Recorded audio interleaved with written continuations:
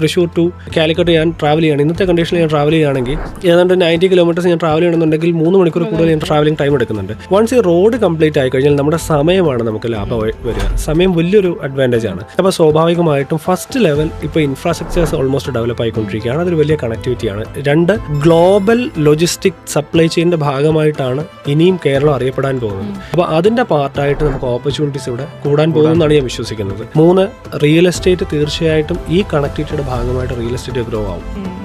പക്ഷേ എവിടെ?